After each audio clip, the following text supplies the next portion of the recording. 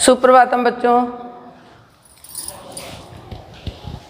आज हम लोग कक्षा द्वादश में तृतीय पाठ श्रद्धा मनु जो जयशंकर प्रसाद के कामायनी से लिया गया है। बच्चों, आप जानते हैं कि जयशंकर प्रसाद की कामायनी महाकाव्य की श्रेणी में है। इसे महाकाव्य, इनका यह महाकाव्य है। और दूसरी बात यह है कि इसमें 13 सर्ग हैं। 13 सर्ग जो इसमें लिखे गए हैं, इसमें कवि ने मनुष्य के अंदर की जो प्रवृत्तियां हैं, उसके जो स्वभाव हैं, उसके आधार पर ही इनके सभी सर्गों के नाम निर्धारित किए गए हैं। जैसे श्रद्धा है, ईड़ा है, श्रांत है, इसी प्रकार से जो भी नाम है, कामायनी उस पुस्तक के नाम से है। तो यह जो श्रद्धा सर्ग है, इसमें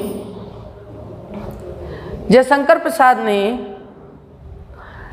उस समय का वर्णन किया है जिस समय संपूर्ण पृथ्वी जलमग्न हो जाती है और इस पूरे पृथ्वी पर एकमात्र काल्पनिक व्यक्ति मनु बच जाते हैं। आप जानते हैं कि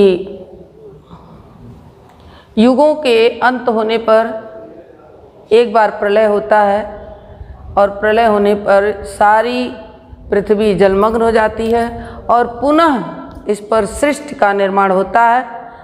ऐसा आप आध्यात्म में जाएंगे तो देखने को मिलेगा। तो जयशंकर प्रसाद ने यह जो इनका महाकाव्य है, इसमें प्रकृति के अनन्य रूपों का बहुत सुंदर वर्णन किया है और मानव मन के अंदर की जो भावनाएं हैं, उनको भी बड़े सुंदर ढंग से प्रस्तुत किया है। इनकी इस रचना में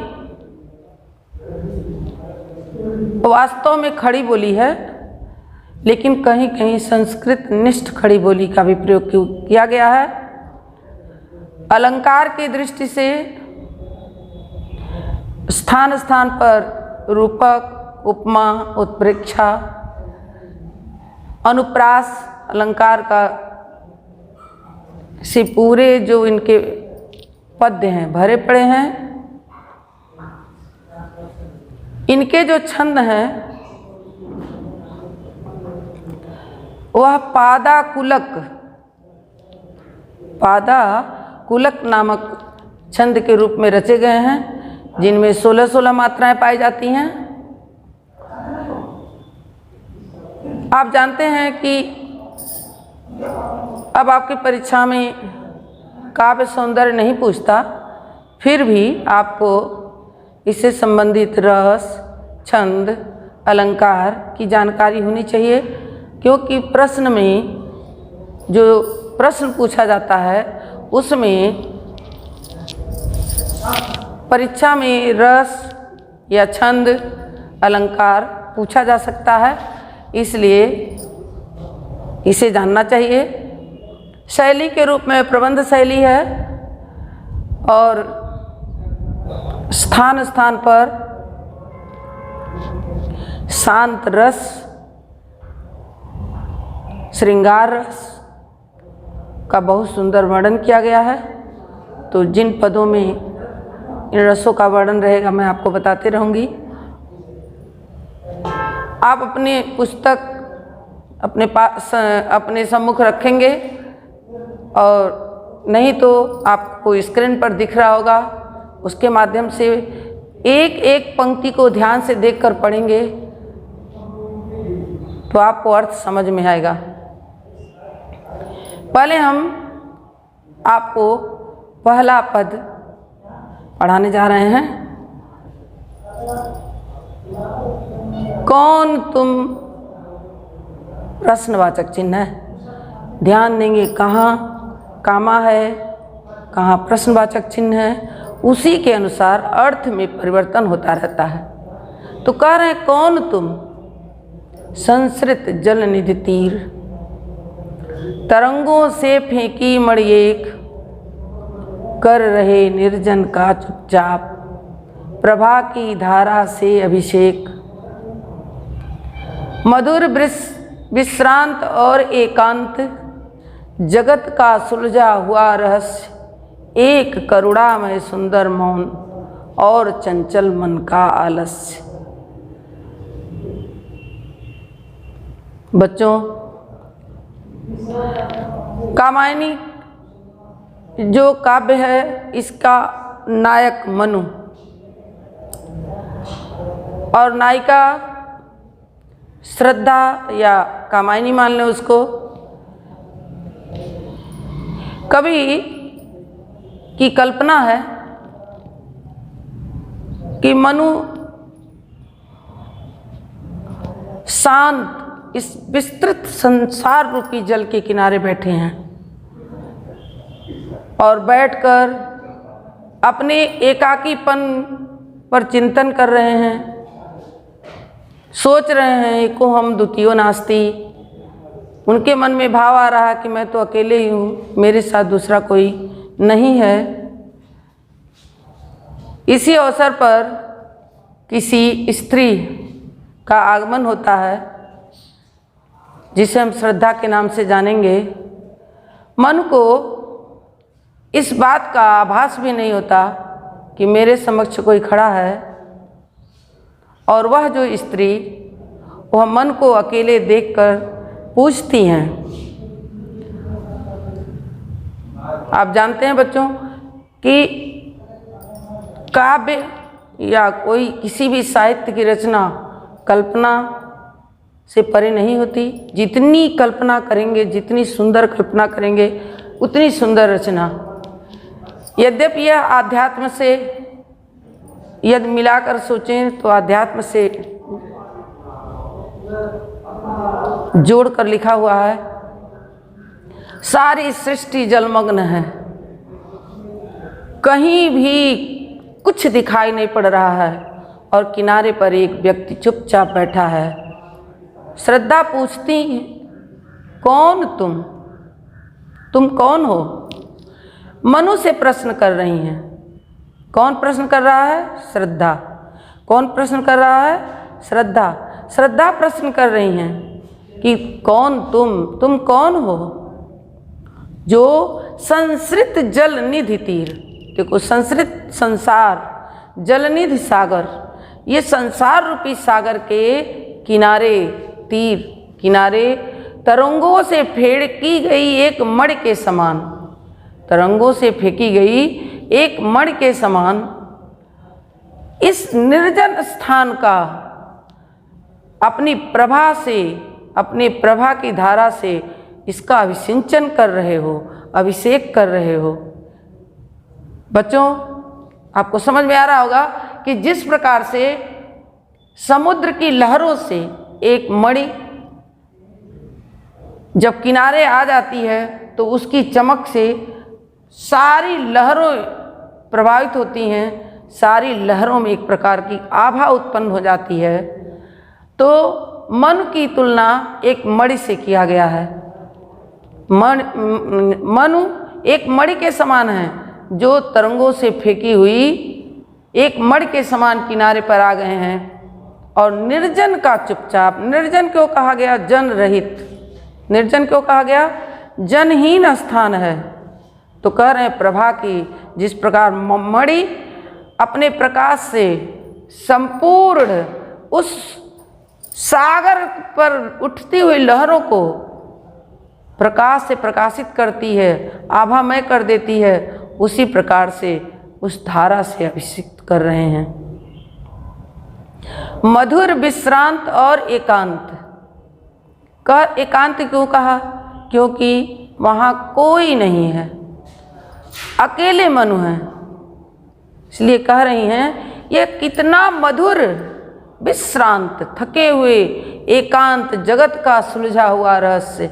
ऐसा लग रहा है मानो संसार के सुलझे हुए रहस्य के समान दिखाई पड़ रहे हो। जब मनुष्य के हृदय में उथल पुथल होना बंद हो जाता है तब वह रहस्य बन जाता है, क्योंकि वह संसार के विषय में जान जाता है। तो कह रही हैं कि आप एक संसार के सुलझे हुए रहस्य के समान हो, एक करुणामय सुंदर मौन और चंचल मन का आलस्य। दूसरी तरफ क्या कह रही हैं कि मन, कहते हैं ना कि मन की गति वायु से भी तेज है, मन की गति। तो कह रहे चंचल मन का आलस्य।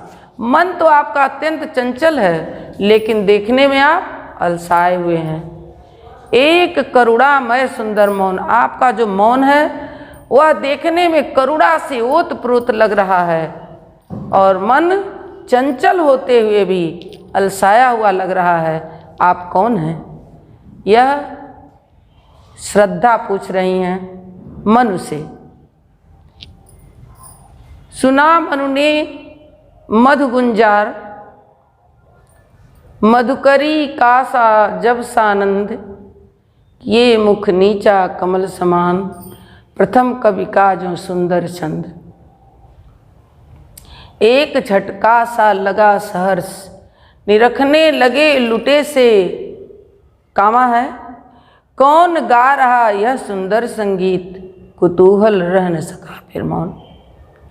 बच्चों, जब आप कामा या जो प्रश्नवाचक चिन्ह लगे हैं उनको ध्यान में रखते हुए अर्थ निकालेंगे तो आपका अर्थ स्वयं में पूर्ण रहेगा। कह रहे हैं कि सुना यह मनु ने मधु गुंजार,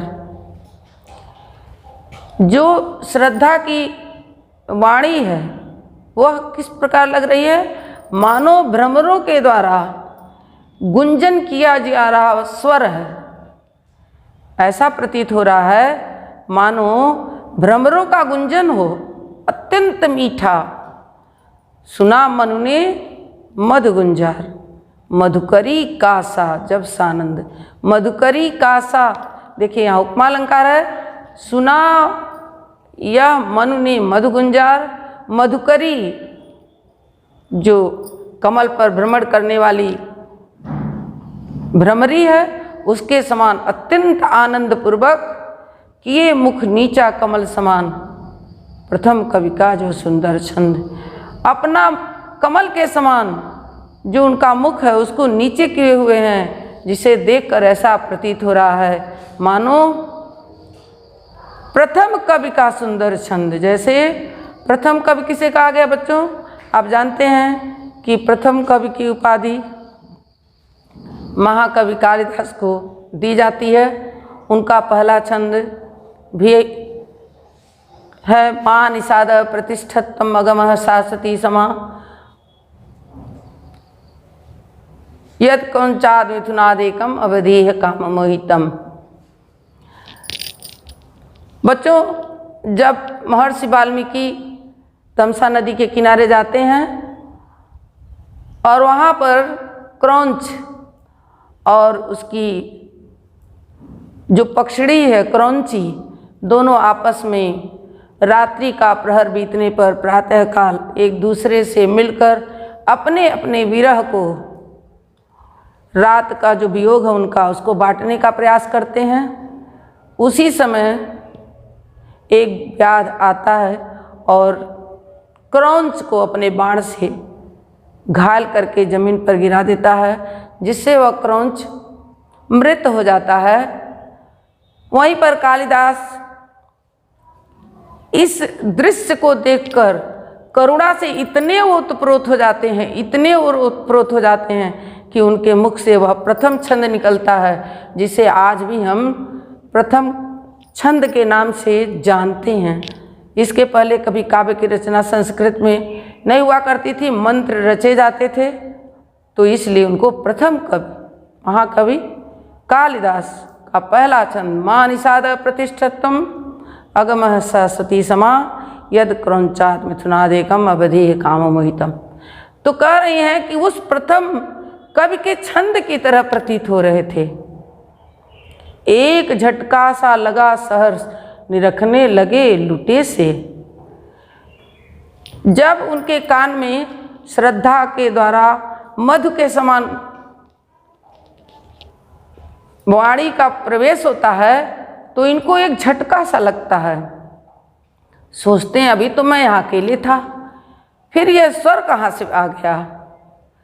निरखने लगे लुटे से निरखने लगे, जैसे लगा उनका सब कुछ समाप्त हो गया है, जैसे किसी ने उनका अपहरण कर लिया हो, किसी ने उन्हें अपने वश में कर लिया हो, ऐसा प्रतीत होने लगा। और सोच रहे हैं कि कौन गा रहा के साथ आप इसको जोड़ेंगे, कौन गा रहा यह सुंदर संगीत। सोच रहे हैं कौन है जो इतना सुंदर इतना मधुर संगीत मेरे समक्ष खड़ा होकर गा रहा है, जो मुझे अपनी ओर आकर्षित कर रहा है। कुतूहल रह न सका फिर मौन, जिसके कारण उनके अंदर का जो कुतूहल था, जो जानने की इच्छा थी, जो जिज्ञासा थी, वह मौन नहीं रह सका और वह अपने आप को रोक नहीं सके। फिर से देखेंगे। सुनाया मनु ने मधु गुंजार, मधुकरी कासा जब सानंद, किए मुख नीचा कमल समान, प्रथम कवि का जो सुंदर छंद। यहाँ उत्प्रेक्षा अलंकार है बच्चों। मधुकरी कासा में उपमा अलंकार। एक झटका सा लगा सहर्ष निरखने लगे लूटे से, यहाँ अनुप्रास है, लगे लूटे से।